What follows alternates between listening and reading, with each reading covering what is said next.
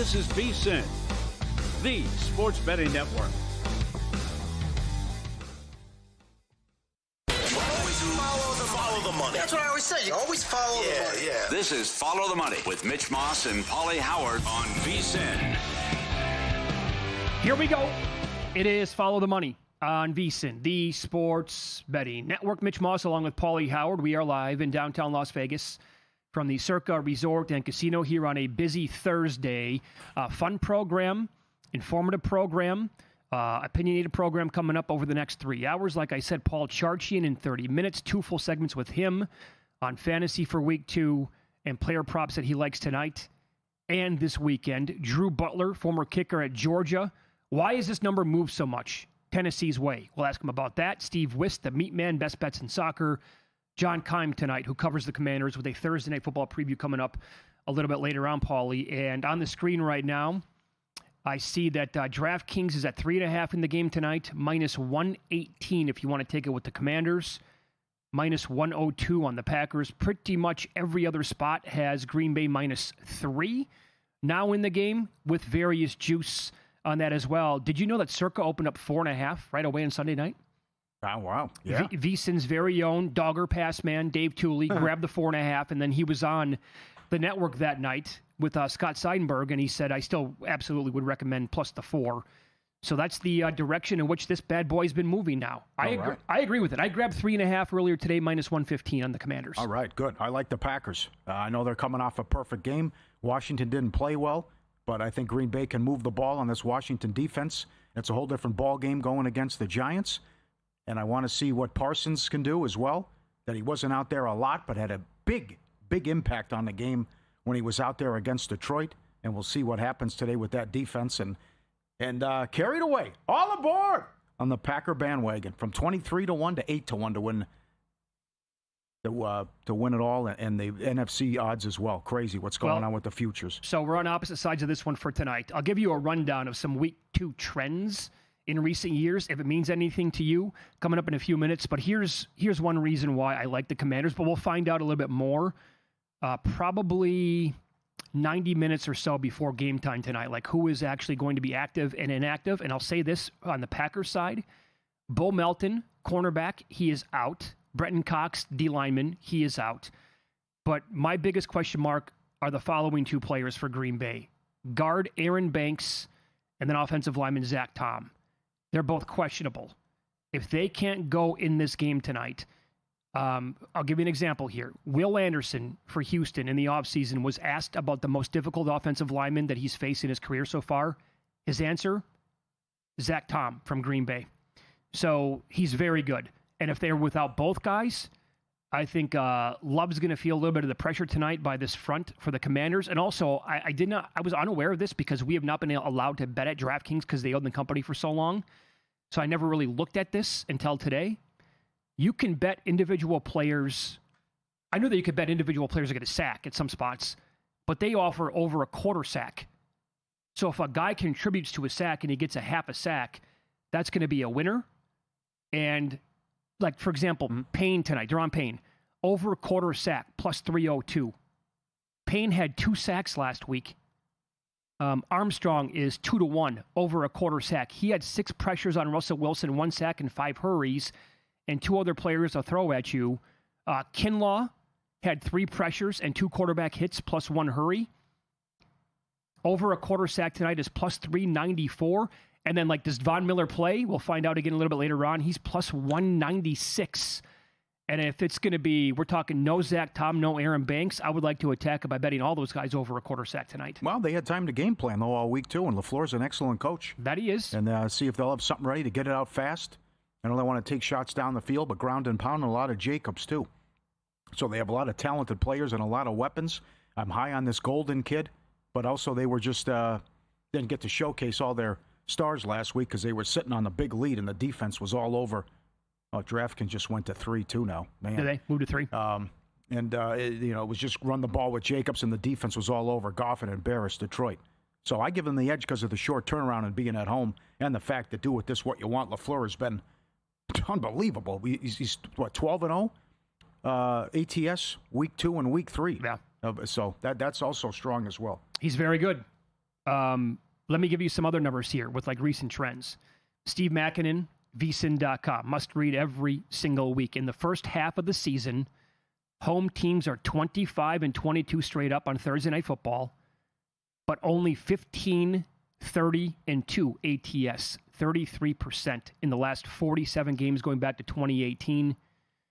And when you dig even deeper, since 2016, home teams in weeks 9 and later are 44 and 27 straight up, 42, 26, and 3 ATS, 62%. And Steve provides his analysis on that as well. And it makes a lot of sense. Like right away, there's no like real travel spot. I know it's a Thursday night here, week 2 for Washington, but later on in the year, it really catches up with the road teams. Early on in the season has not been a big deal. Teams playing a second straight home game in week 2 and are favored are 14 and 10 straight up, but 5 and 19 ATS over the last 3 years. That would be Green Bay tonight. You're down 16 units with that. And I'll give you some other numbers from VSiN host Steve Makinen. You can follow, or check that Scott Seidenberg. You can follow him on X at Scott's On Air. Since the start of the 2021 season, that's when we expanded to 17 games, and the preseason went down to 3 weeks. Dogs in week 2 are 37, 21, and 4 against the spread, covering on average by 1.7 points per game. And teams that won in week 1 and then are favored in week 2 are 11 and 21 with 3 pushes ATS since then. That would be Green Bay. And when those 1-0 favorites are home in week 2, only 5, 15, and 1 ATS. So if you buy into the week 1, week 2 trend stuff, it's all anti-Green Bay here in this spot. Another one, if a team won their week 1 game by 10-plus points, in week 2, they're 13 and 14 ATS, and only 5 and 11 ATS, failing to cover by 1.9 points per game when listed as a favorite in week 2. So strong stuff there on Washington's side in this game tonight. Packers are the better team. I'm confident in them tonight. How about how the total's too high? Why is this 49? Well, why is that total so high? And Washington's improved defense in what we saw last week. So I expect both teams to run the ball. And Green Bay was so dominant last week defensively, I'm shocked at this total. And then it went up. Keeps going up, yeah. Yeah, I went under 48, and now we're up to 49 in some spots, and 48.5. Is that because the Washington offense is so like highly thought of, and so it's power rated to the moon? Well, they didn't play, I know, but that was last year. They didn't play well. Well, they had 400 yards. Last week, well, you had to hang on to beat the Giants. If the Giants could cash in at the goal line and not throw the ball, I think that's one thing, and the good Giants defense, though, too. But to me, it's all about Parsons and the impact he can have on this game. And it was a good article about this is the great marriage, which is already a good defense. And now with Howley, how dangerous this could be, and could it be the best defense in the league? On the field against Detroit, the Packers conceded -2 rushing yards in 7 plays, 48 yards on 15 plays without Parsons. Everywhere he went, the Lions made sure they had 2 or 3 hats on him. Dominant on his own, created easier matchups for everyone around him. He had his first sack.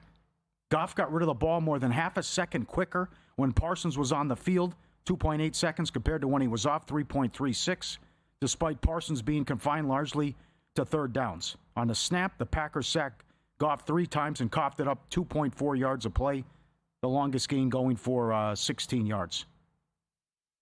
Betting on Parsons to transform Hafley's defense was like getting in on water before the first day, the guy writes in this article. Yeah. Incredible job. And that's, it's been nothing but hype for the last 7 days, well, probably longer than that once they acquired him.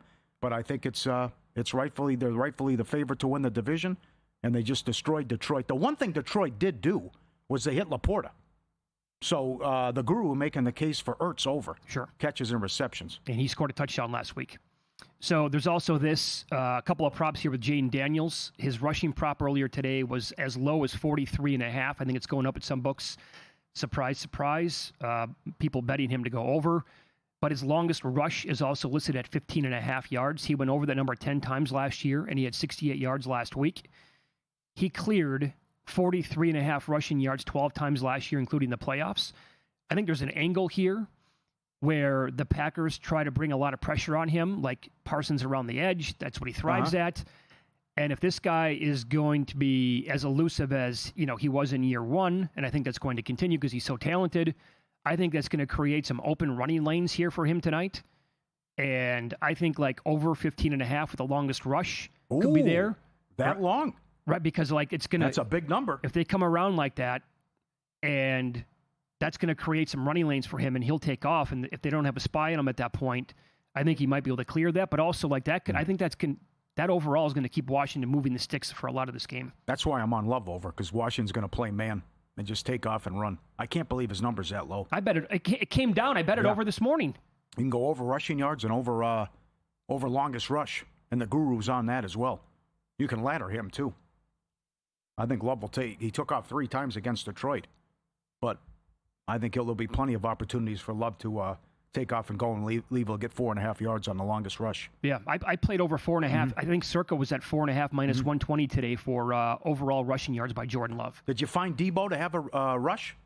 That was I did. Over a half a rush was minus 240, and I think they moved it to over 1.5 plus 180 at bet 365.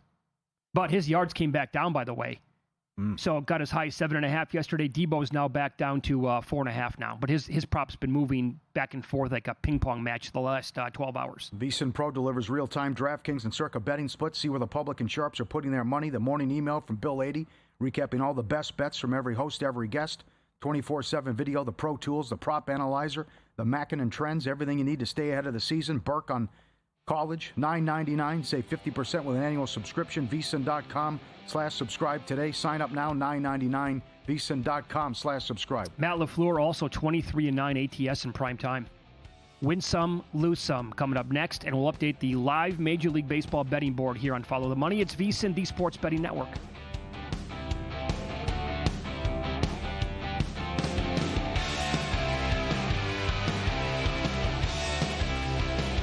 If you're serious about football betting, VSiN's got your weekend game plan. Fridays at 7 p.m., it's the Circa Friday Football Invitational. Saturday morning, VSiN's college football tailgate show at 9 a.m., breaking down matchups, props, and big-time bets. Later that night, join the football contest show as the sharpest betting minds give you their picks for Sunday's game. And Sunday at 9 a.m., lock in with Mitch and Pauly on VSiN's Pro Football Tailgate Show. Your final stop before kickoff. Check out the full lineup at VSiN.com and join us on the Sports Betting Network.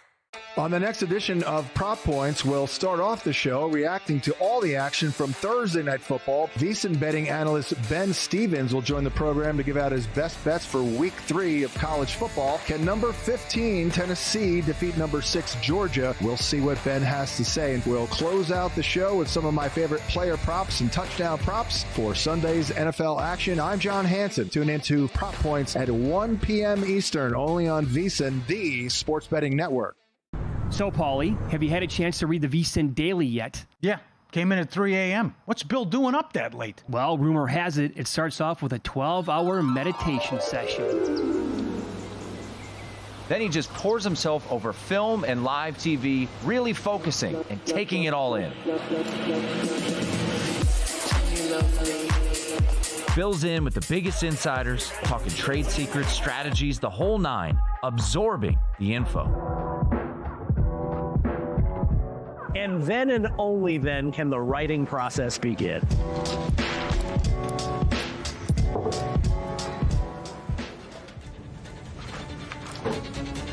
In Las Vegas, Bill's late night becomes your early morning. Wake up to the very latest betting insights in your inbox with the VSiN Daily.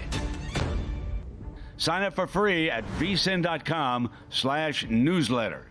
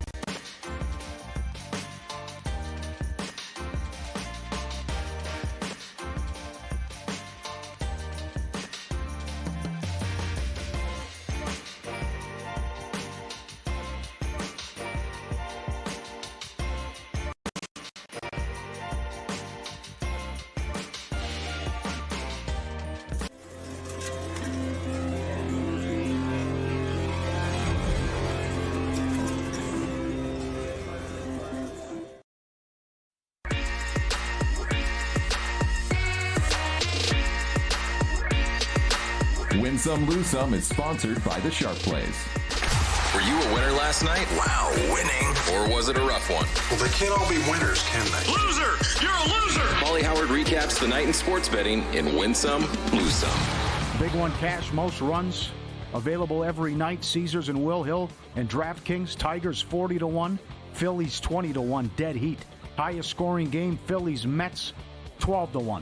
The home team is 11-1 this year, head-to-head, in that Phillies matchup. Cubs plus 145, Reds plus 130. Padres blow it again. What a disappointing organization. They might miss the playoffs, honestly. Well, see if they sweep the Rockies. I'm not holding my breath on that one. Subscribe, be part of the team, VSiN.com. Our radio and podcast friends, you always want to see these tweets and videos.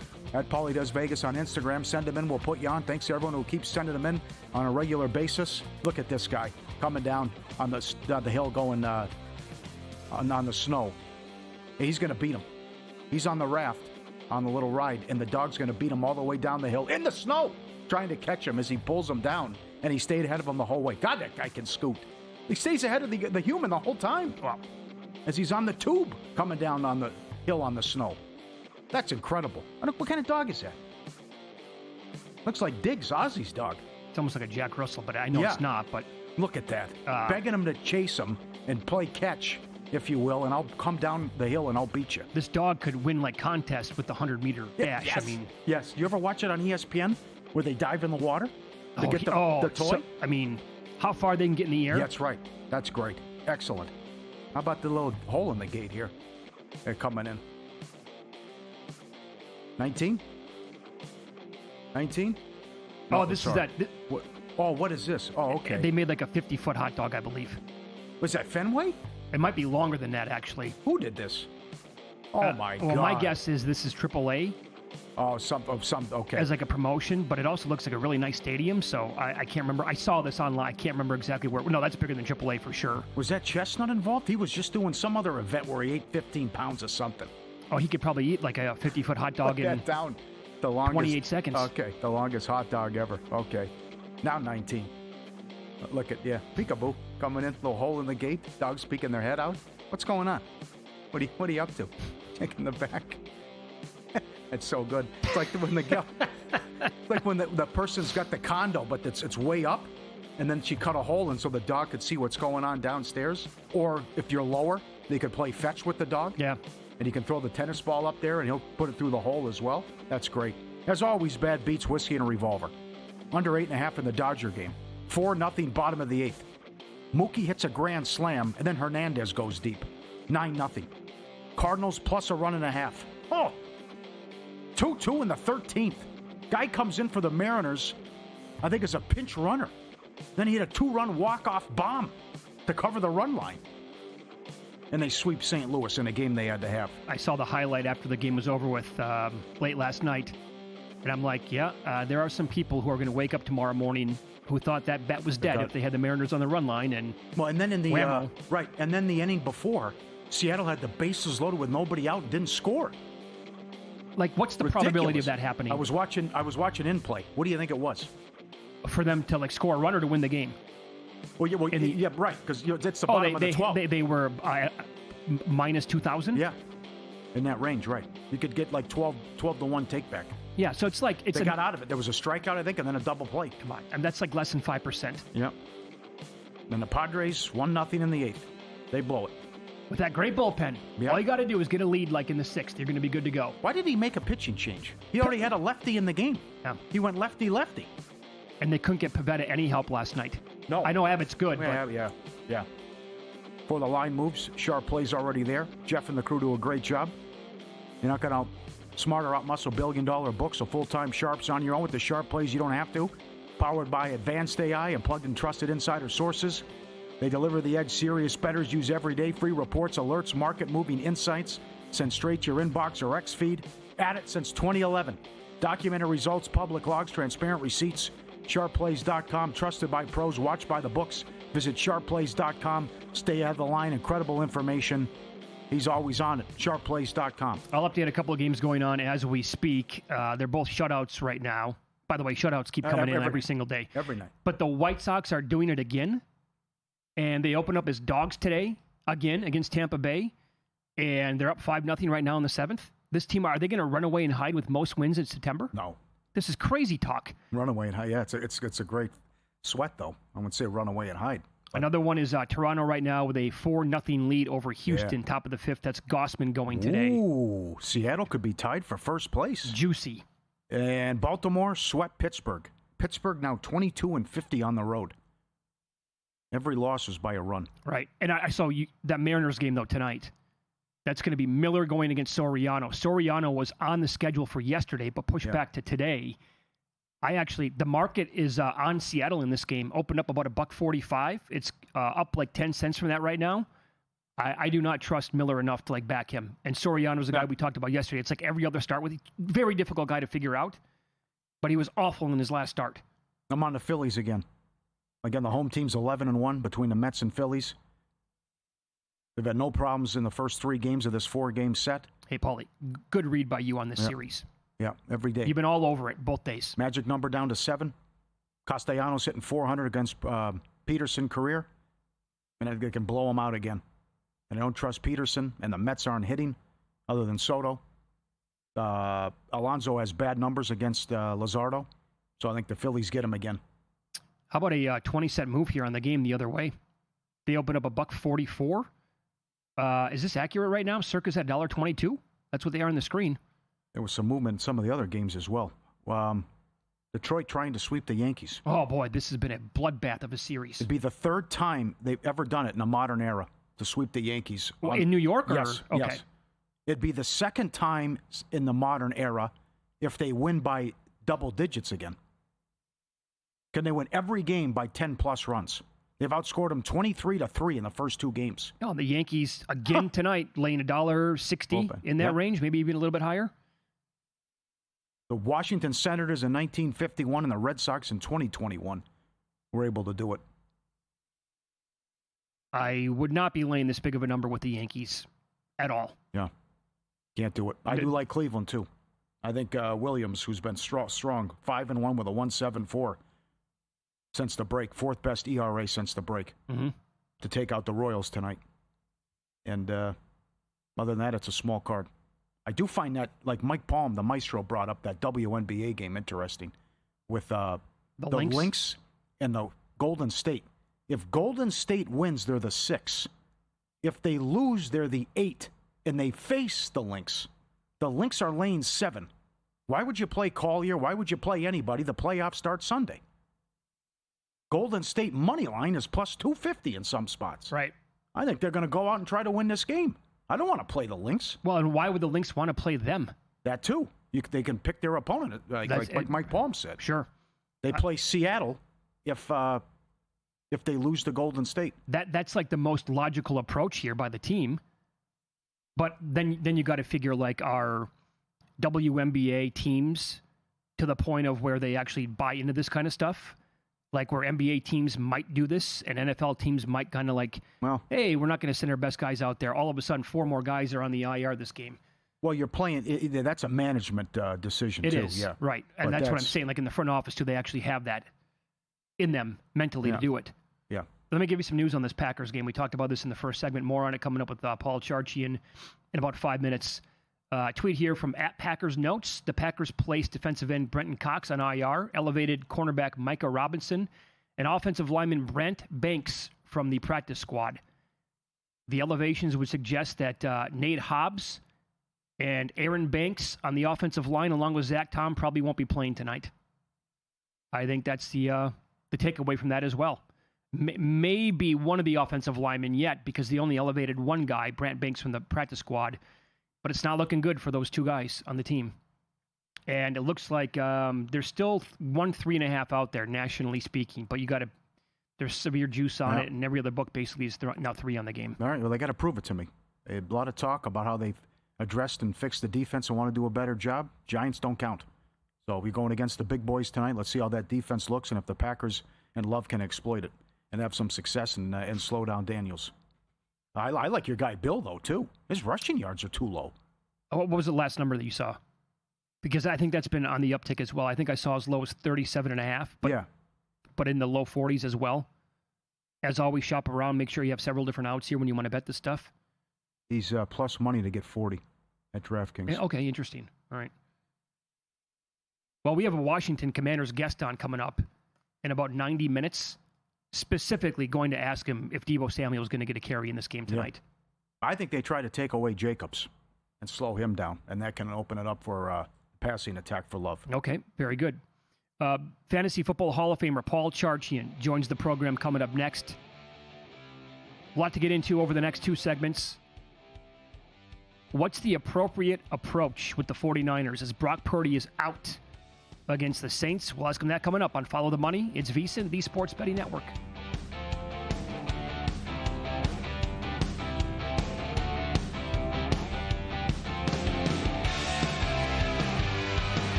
There's no better time to join VSiN Pro. Right now, get started for just $9.99 for your first 30 days or save 50% off with an annual subscription. As a Pro user, you'll get our newly updated NFL betting guide, as well as the college football betting guide, the ultimate playbook packed with expert picks, team previews, and best bets. Plus, you'll unlock exclusive features like real-time betting splits, daily best bets, and full access to the VSiN Watch app. Don't miss out. Head to VSiN.com/subscribe and join us on the Sports Betting Network. Get your edge this season with VSiN's College Football Betting Guide, exclusive to VSiN Pro subscribers. It's packed with 136 team previews, preseason top 25 rankings, and best bets from our experts. Pro subscribers also get the NFL Betting Guide, daily best bet emails, exclusive splits, and full access to our premium betting tools. Sign up now at VSiN.com/subscribe for just $9.99 for your first 30 days. Or save 50% with an annual Pro subscription and join us on the Sports Betting Network.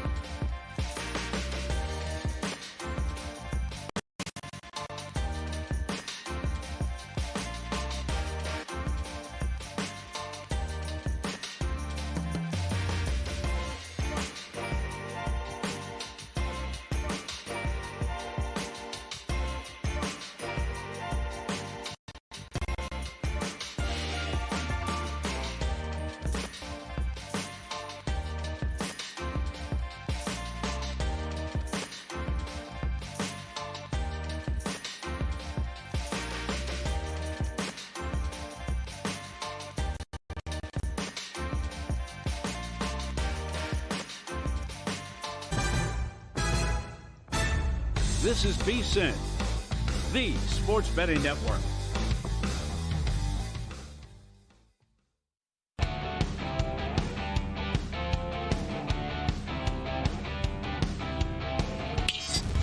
This is Follow the Money on VSiN.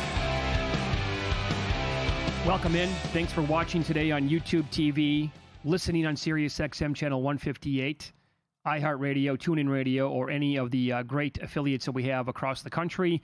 We are trying to connect right now with Fantasy Football Hall of Famer Paul Charchian. Hopefully that happens here pretty soon. And tell them, Paulie, of course it is. Can you believe this? The 24th anniversary. 9/11. No, I can't. Next year will be a quarter century. Yeah. And I don't even know what to say because it's super emotional today. I follow the TSA Instagram account. It's actually quite funny with some of the stuff that people try to get by with. Yeah.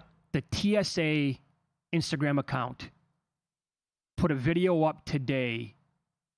Never forget. It's the first time I ever saw some of those videos and heard some of the audio, and I was just broken today when I watched it. I tried sharing some of it on my Instagram account, Mitch Moss, but if you don't follow TSA, I'm telling you, if you're going to watch like one video today about 9/11, you have to look at this thing, man. It just crippled me earlier. We got to know Jim Fossil. Yeah. The Giants head coach. And when the Giants went to the Super Bowl and lost to the Ravens. Great dude. The following year, they opened up on the road against Denver.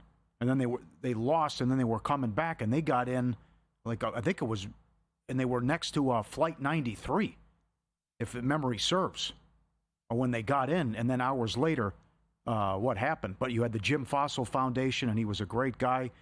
And he said, I told our players, after 9/11, then you took the week off. They were playing the Chiefs. And he said, you wear that NYPD or fire department baseball cap, and I'm telling you, we're honoring these people.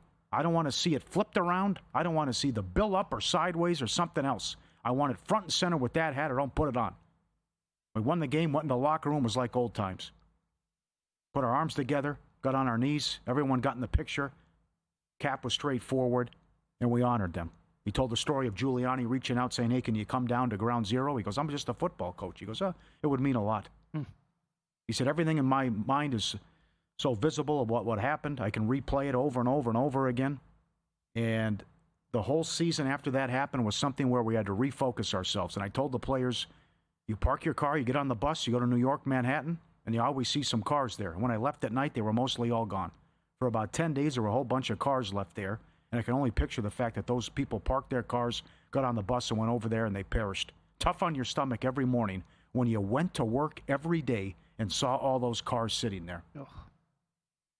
And it was hard to get through an interview every time he would tell that story. And you got to know him. I traveled with him quite a bit because I called the UFL games out here for the Las Vegas Locos. Yeah, and I did the coaches show. And this guy was so smart, great sense of humor. My favorite Fossil, other than the guarantee, which was good. I'm putting all my chips in the middle. Yeah. We are making the playoffs. And they got hot, and they did. But the other one was when he told the story. His phone's ringing. So, because why so many people calling me? What's going on? So Jeremy Shockey's on the Howard Stern show. What's going on? And Shockey says, my goal in life is to have a threesome with a mom and two daughters. And he goes, you idiot, that's a foursome. And then he goes, from now on, you have to clear through your agent every interview you ever do, and don't ever go on there again. And he's screaming at Shockey and some of the stories that he had. How about his first reaction? You idiot, that's not 3, that's 4. What a great story. Here's Fossil, though, on the story of 9/11 and sharing some of his thoughts. Paul Tagliabue made the right decision. He made the right decision. I mean, we were not ready. I mean, there was all kinds of things that were so memorable to us. It's like Giant Stadium was a ground where people would drive their car into Giant Stadium, park it in the morning, and get on a bus into New York City. Okay? There might be 200 cars parked there. All right? And I remember seeing it. And that night when I left, that parking lot was full. And it's never that way. And I went, oh, my God. I mean, how many people perished that parked their car here? When I drove back in the next morning, about 6 o'clock in the morning, I'd say there was 150 cars still there. And I thought, it made me sick to think those people parked their cars and went into work in the city, and they probably perished. And, Rich, I got so many letters from people that said, thanks for going to the Super Bowl because now you're on Monday Night Football, and the game was so late, it finished after midnight, that I decided to go in late. I wasn't going to get there early. I was going to take a half a day. And if you guys weren't on Monday Night Football, I'd have probably been in one of those towers. And, people saying, thanks for that. I go, geez, really? It's incredible. That just hits you in the stomach every time you hear it. Oh, man. And that was several years ago on the Rich Eisen show. Because the game went so late, I took a half day. Oh, if boy, they don't boy. go to the Super Bowl. Mercy. Yeah. So I will tell you this, too. Not only was that guy like a great soundbite, that 9/11 story aside, but like traveling with him, too, when I called those games, and he would sit next to us on the flight, and then he would tell like the broadcasting crew to meet with him the day before the game or the morning of the game. And that's whenever you hear about broadcasters telling you like, hey, this is what I got, like they're going to get some pretty good insight on the game. And if they're going to share it, that could be actually some pretty good information to follow along with throughout the contest. I noticed right away the first time that ever happened, the game unfolded to a T how he told my broadcast partner and me what they were going to do. And it was just like a painting watching it out there on the football field. He that's how good of a coach the guy was. And even at that level, that was called the United Football League. Eventually, players from that league went on to have big impacts in the NFL. You could watch how effective the offense was, from the booth, just to see he gets it. It doesn't matter where that guy was going to coach; he was going to be a good offensive coach. So anyway, that was Jim Fossil, and that's a little rough. We lost him in 2021. Has it been that long now? Yeah. Wow. That's tough. Great guy. Yeah. So, the other, as we move along here on a sports betting network, the other New York team this week is taking money as the Jets are taking on the Bills. That game's down to 5.5 here at Circa. And Ed Oliver was an absolute menace on the defensive line for Buffalo against Baltimore on Sunday night. He was spotted with a walking boot earlier today. So imagine, go back to week 1, what the Bills' defense looked like. I know it's the Ravens' offense, but then how good, again, what if the Steelers' defense is good? Well, yeah, because it was also they gashed them on the ground, though. Sure. You know what the Jets are going to do? Run the ball on them. And how good they looked against the Steelers? Yeah, the Steelers couldn't stop their ground attack. Yeah, so I took, I think this number is going to keep coming down. I took 6.5 with the Jets earlier today. And I know that the game opened up on 7, but that didn't last very long at all. And I don't want to overreact here to what we saw in week 1, but, the Lions offensive coaching staff with their new OC, they have their fingerprints now on this Jets team as they came over with Aaron Glenn, the new head coach here for the Jets. And you got to like what Justin Fields looked like in that first game. And picturing him against this Bills defense that got absolutely gashed by Baltimore for, 42 minutes on Sunday night before the Ravens went into prevent mode on offense or try not to lose the game mode. And if they're not going to have Ed Oliver, man, that's a big loss potentially for him. And so the total, by the way, keeps going up as well. Remember, Paul Bovey was on the show on Monday, professional sports bettor, who bet over 44.5 and over 45. That's up to 46.5 and trending towards 47. What would you do if you're running the 49ers now? Now Purdy could be out 2-5. Right. Mac Jones and Mike White? Oh, boy. This escalated quickly. Kittle out, Purdy out. They can't win. You got to call somebody. Because now it's serious. What if Kyle Shanahan gets it to work with Mac Jones? Because remember, Michael Lombardi was saying that entire draft that's who they traded up for was Mac Jones. Yeah, Shanahan wanted him. Got talked out of it. That's the guy he wanted. But my comeback would be, okay, congratulations, you beat the Saints. Probably the worst team in the league. Then you have Arizona up next. Let me give you this. I gotta call somebody. Guy could miss 5 weeks now. Thanks to our buddy Weston here on the program, guy in the cornfields. He sent me this earlier today. This was Brian Thomas Jr. in Jacksonville with Mac Jones as a quarterback last year. Okay. 7 for 103, 7 for 91 and a touchdown, 9 for 132 and a touchdown, 10 for 105 and 2 touchdowns, 8 for 86, and he had double-digit targets in all those games. My Ricky Pearsall 2025 dream is not dead. If Matt Jones made it work like that once he got clicking last year with Brian Thomas, maybe he comes in here with Kyle Shanahan and they realize, yeah, we're going to be okay. I got Ricky Pearsall to throw the ball to. Coupled with the report that Belichick stopped talking to Mac Jones that year. That's right. Yeah. Yeah. All right, we're going to connect with Paul Charchian coming up next, Fantasy Football Hall of Famer. We'll get his thoughts on tonight's game and some fantasy angles as well for Week 2 in the National Football League coming up here on VSiN.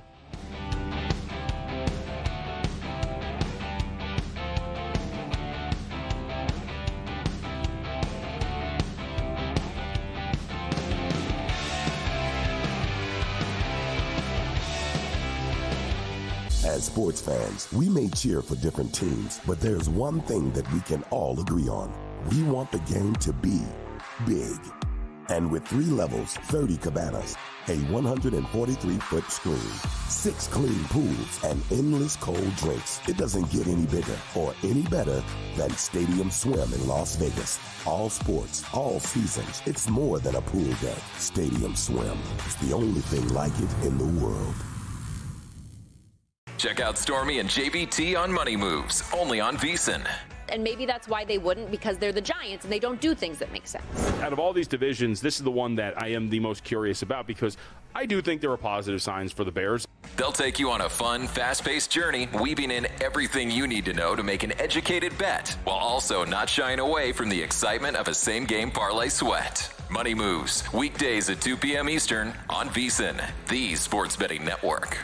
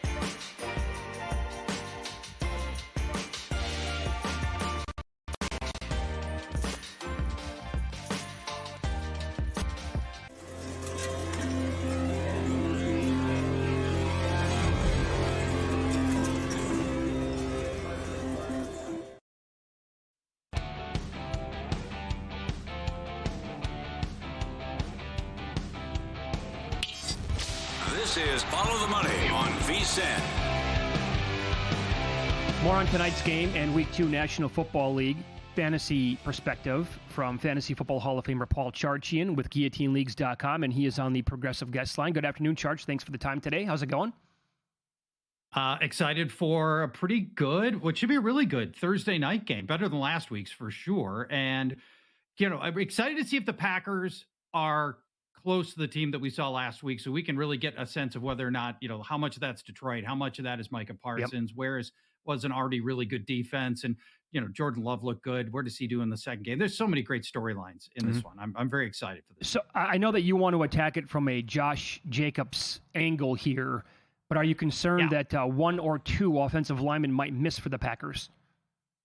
Yeah, well, I am, because that does carry some weight here. And last year, offensive line was a wreck, and that really made for a lot of inconsistency. You had players playing the wrong positions. We always want Elton Jenkins playing center whenever we can. He's utility everything guy. Hopefully he doesn't have to move, but if he can, he has to.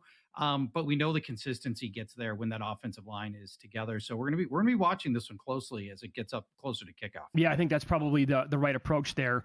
Ja'Cory Krosky-Merritt looked great last week. Had that big run, went more than 80 yards. It was a promising start for him. The 7th rounder for Washington after they traded Brian Robinson to the 49ers in the offseason. What do you think he does tonight? I'm actually somewhat optimistic here. Went through all of his carries. They're only 10, so I don't want to make it sound like I was, that it was a big labor to break this down. 10 carries, 82 yards. Here's the thing that he does that's really special for Ja'Cory Krosky-Merritt. He gets the ball, and when he's got to make a very quick decision about the way this play is setting up and the way his blocking is going, his vision and footwork behind the line of scrimmage is remarkable. And then he's got some jets. So the play, he gets the ball. He needs to make a quick change. The footwork is there for him. And then the acceleration. He had a 40-yard gain, and he's breaking down the right side. It's not quite in the sideline. He's off the sideline. He's got one safety left, Tyler Nubin, that he needs to beat. And he juked Tyler Nubin so hard, the MetLife Stadium crew is still jackhammering his jockstrap out of the field turf there. Oh, it was a great, great play by Bill. I'm optimistic that he's going to do well here. And frankly, Washington's a little easier to run on than they are to pass on.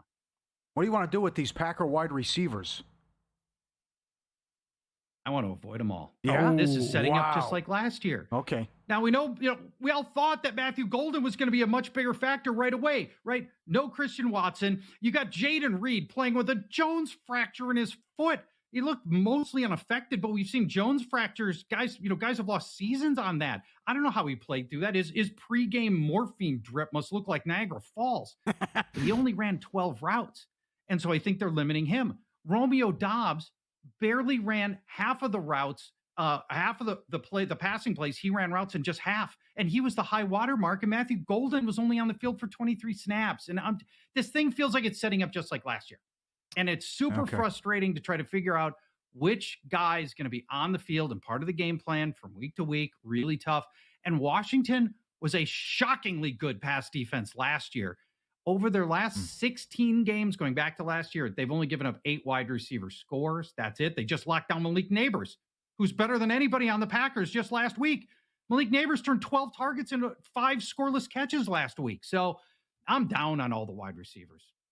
Okay, let's hit player props for this weekend coming up, and maybe some fantasy angles here as well. I was thinking about approaching Hunter Henry as a tight end among my plays this week, but you think Kayshon Boutte and his receiving yards prop is a little bit low?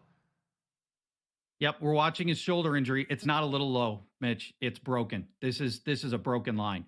He is 34.5 yards is Kayshon Boutte's over-under, and he is the Patriots' #1 receiving option.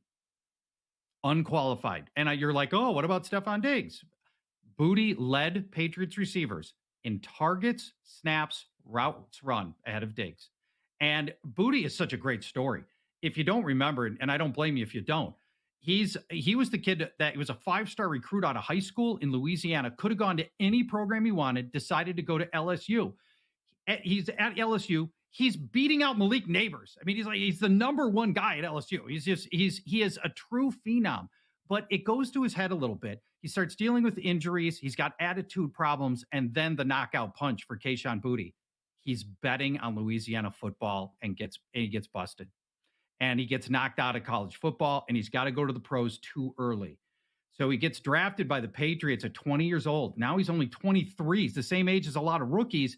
And he, in his third year, Kayshon Boutte's good. His last three of his last 4 games, going back to last year, 95 yards, 117 yards, and last week, 103 yards. And this guy's over-under 34.5 yards as the go-to receiver and against the Dolphins. Yes. This is a Dolphins team with a stench of death on them. Mitch and Paulie, do you remember my visit in studio in July when we talked about how Miami's got a pathway to be the first overall pick in next year's draft and the worst team? And we talked about McDaniels as the first fired coach. Yep. All of that stuff coming into focus here. Yep. And the loss of Jalen Ramsey in the secondary is huge. They're going to have to play Rasul Douglas at starting cornerback for Miami. He was a street free agent 2 weeks ago. That's Kayshon awesome. Boutte, way over. Yeah, he was great against the Raiders. Good breakdown. What do I do with 49er players now? Well, okay. I mean, mostly we're going to avoid, Mac Jones isn't a death sentence. I mean, it's okay. He's, I don't blame you if you didn't break down 7 games of his tape with Jacksonville. But let me just tell you, he averaged 0.8 touchdown passes per game. But he also put Brian Thomas on a solid NFL start to his NFL career. So not disaster stuff. You're going to start Christian McCaffrey anyway. The guy that you care about is Ricky Pearsall. So let's just talk about him because he's the only real swing guy for the 49ers right now. Put up 108 yards last week. But here's the thing you need to know. And without George Kittle and Juwan Jennings banged up, he's going to get a lot of attention. The average pass attempt to Ricky Pearsall last week, 21 yards. 21. Wow. If he's going to do that on like 8, 9, 10 pass attempts, we're looking at potentially a still really good game from Pearsall. And he's the guy that I would be sure to start. Do you know, like, top of your head, like, what's average for that?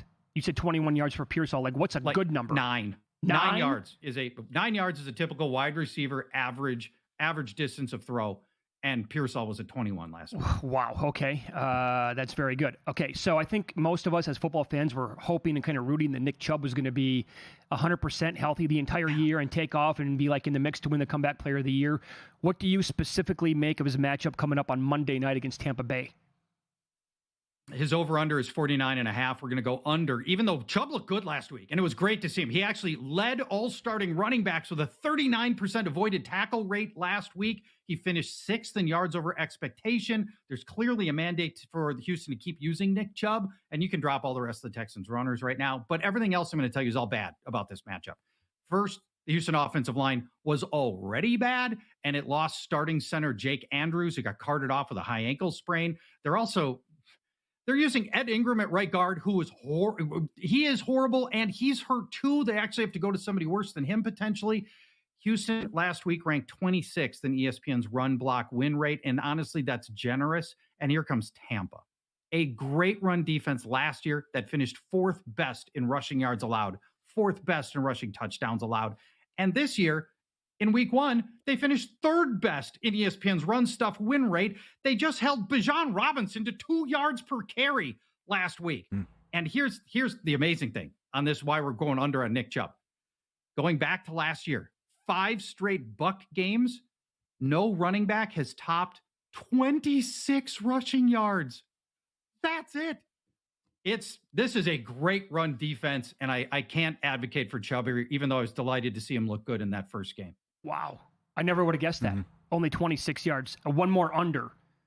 JSN went off in his first game with Sam Darnold against the 49ers. Great call, Charge. Yep. Great call, buddy. So what about the guy that's going to be playing like on the field with him at times, Cooper Kupp, this week? Cooper Kupp, over-under is 30.5. We're going under against Pittsburgh. Just 2 catches for 15 yards last week, so maybe this feels obvious. But what I'm really I worry that Kupp wants to play out of the slot where he's always been effective with the Rams. That's also where Jackson Smith and Jigba likes to run, prefers to run from the slot. So we still see it. We saw Kupp get enough work, but we saw some signs that I did not like. They kicked Kupp outside for half his routes.